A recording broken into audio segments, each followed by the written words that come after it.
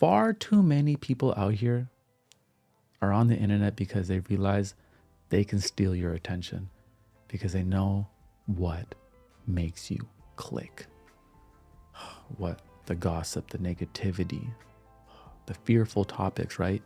And if they can keep you in that fearful state for as long as possible, what happens? The money stacks for them, the views, right? Because attention is monetization. Anybody who has a lot of attention can monetize that. Me too, right? But it's about who do you spend your attention with? And is it truly of value for you? That's what you need to start to question. You may need to go unfollow a lot of people because they're not worthy of your attention. Problem is, the mind gets a little idle. We don't know what to do with it. Now it's wanting to be some comfort, it's wanting some stimulation. And because we're uncomfortable in silence, we're uncomfortable in solitude, we just go and we just give it to anybody. Give it to anybody. Give it to it, that channel that's just talking nonsense, and give it to the things that just angers us instead of nourishing us. And somebody else has our attention. And if they have our attention, what do they have? They have our energy. They have our presence. They have our everything. They are harnessing energy. Do you realize that? When people know what will make you click, and they do it through fear, they do it through drama, right? They do it through dividing topics. They are harnessing your energy. You understand? Harnessing your energy, because your energy is what? It's valuable. It is so valuable. And unfortunately, sometimes we forget how valuable our energy is, and other people know how valuable it is.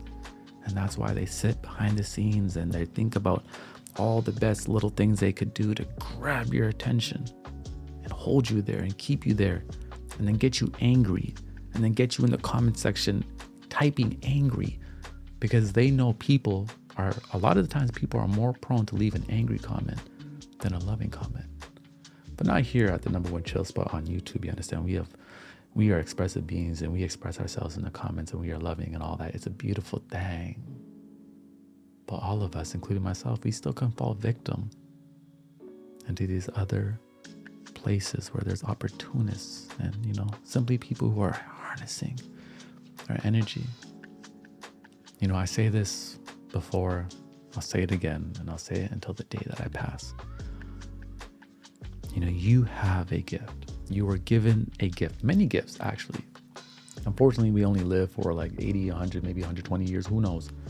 So it's difficult to harness every single gift. But if you are in control of your energy, your attention, and your presence, you'll be able to harness, cultivate, and share these gifts, and do things that your limited version of your mind told you couldn't do.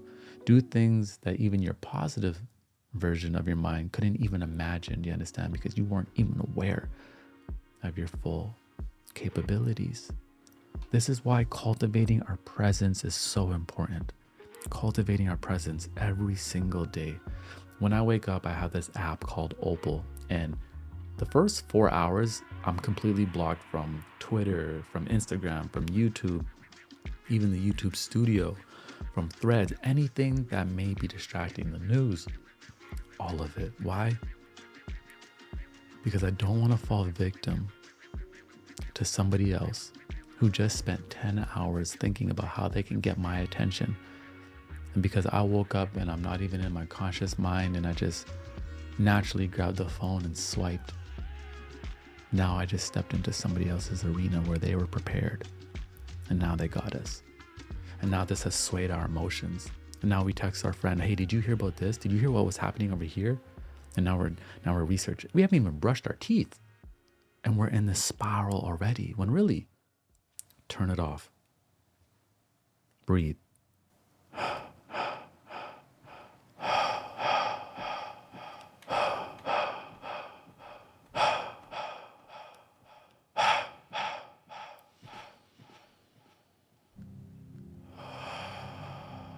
There's no right or wrong way to breathe. People ask me, how do I meditate? There's no rules. The only rule is put your phone away. Unless you're using it for some sounds, but turn the screen off, right? Let's cultivate awareness. This morning I said to myself, I'm like, this season I need to cultivate my awareness stronger because it's not as strong as it once was. And that's okay. You know, the tide goes in, the tide goes out. You know, nothing in life is really linear. Nothing in life is really linear.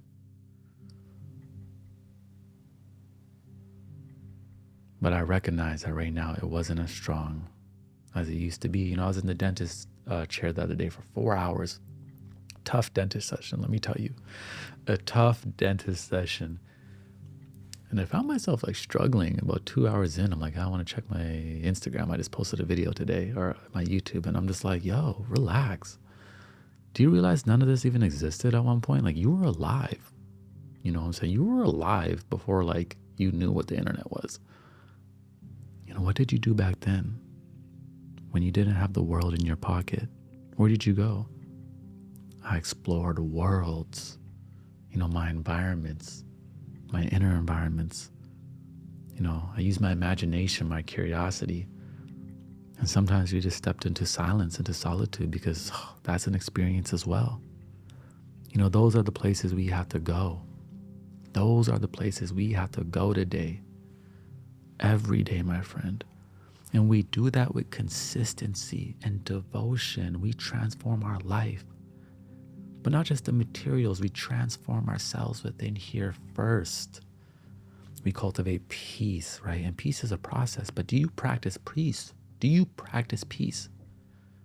Or do you practice distraction? Do you practice anger or frustration? Some of us practice being triggered. It's like we just looking for things to trigger us. We go to places on the internet, go to pages we know are going to trigger us, and then we're triggered and we're mad. It's like, yo, you are seeking out triggers.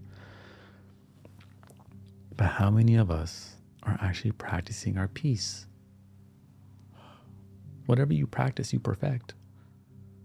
You know, you're distracted because you've been practicing that. You know, we've just practiced being distracted, so we got really good at it. That's all it is. We're just good because we practiced it. What if we did the opposite? What if we practiced being present? Because our presence has purpose always, no matter where we are in life. You understand? Our presence has purpose. Every moment of your life, every season, no matter which one seems to be better or bigger, every stage holds so much purpose because our presence has purpose. That is the power of cultivating a sound mind, a powerful mind. You know, being able to cultivate a still spirit. A still spirit. I love that. Some of us, our spirits have been a little bit too riled up. You know, riled up, unsettled. Understand? But the spirit, man, the spirit knows. It knows what it wants. But sometimes our flesh is at odds with our spirit. And because we lack control of the mind, we give into the mind, which gives into our flesh, which then frustrates our spirit. So we have to just identify these negative cycles. And then what? We start a new cycle. I realized a few years ago, and I made a video about this. This video has like 2 million views, I think. That if you want to end a negative cycle, it seems really hard. And it seems like there's a lot of things to do. But really, there's only one thing to do. It's to make one positive step. You make one positive step, and you have just started a whole new cycle, a beginning, a whole new direction. You know, I do this thing now where There's a lot of things I have to do. And I say that like my eyes open, like it's a lot. Like I just have so many goals, things going on, certain areas I ignored. So I have a lot of repair to do. I'm a father as well, trying to, raise a teenage daughter, and that comes with its own, worries and struggles and everything like that. There's just so much to do. And sometimes we get lost in that. And we look at these to-do lists and they're just so big. And then we procrastinate because we're just like, oh, there's just so much weight to carry. So I started to do this thing where I just write down 3 things I have to do, a checklist. Now I have a master checklist with a bunch of things, but I can't see it. It's in the library, it's in the bank, it's in the vault. But every day I only have 3 things to do. That's it, nothing else. I have nothing to think about, I have nothing else to do. There's nothing in the world that needs my attention. At every given moment, there's 3 things for me to do. And I start with number 1, number 2, number 3. And when I finish number 3, I start the list again.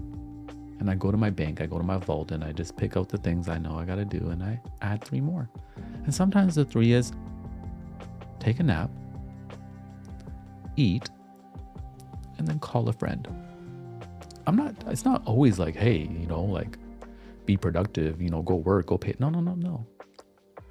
I write down the rest as well. The things that bring my spirit, it's stillness. And this allows me to be present, to release the weight of carrying a life on our shoulders. Because, I imagine, hundreds and years ago, even more in ancient times, we must have been more in tribes, people must have had more of their roles and kind of stuck to their roles. But now, we all independent, doing our thing, and we doing a lot. We cooking, we do all the cleaning and laundry, we run in businesses, we working for people, we got to do this, we got to maintain social relationships. Now we have this whole online world, so we have to maintain an online version of ourselves. And it's just like, oh my God, it can be a lot. That's why mental health is a conversation these days, a big conversation as well, because it can simply be a lot. And that's why we need to simplify, because when we simplify, we bring a stillness to our spirit. And now our spirit has room to roam and operate and flow through everything that we're doing. And by doing this, I realize, because I might have ADHD. I think we all do, right? But whatever. I think when I was a little kid, my mom said they put me on medication for it. But I don't know. It did the opposite. But when I do this, it allows my brain to activate its power, because now it has a channel, somewhere to go, somewhere to focus. When we are thinking of too many things, when we have too many things to do at once, and we try to multitask, and we're doing all this different stuff and being distracted and scrolling and whatever, and then thinking about the relationships and thinking about that and thinking about our boss and then thinking about how we had to please our parents. Your mind, body, and spirit just simply doesn't know what to do. They need a leader. And guess what? You are the leader. So lead them. You only have 3 things to do at all times. 3 things to do. And once you finish those 3, you do another 3. And you do another 3. And the beautiful thing about this is you're always checking in on your energy, right? Energy management. We hear a lot about task management and productivity, but we never hear about our energy. Pay attention to your rhythms, your flow. Make sure that you are nurturing yourself. And everything, my friend, it will harmonize in a way that you didn't even think it was possible, because you've been telling yourself, I'm an unorganized person. I'm not a successful person. Oh, I can't do this. I can't. No. That's just all the limiting beliefs in the mind challenging you to wake up and be the leader that you are.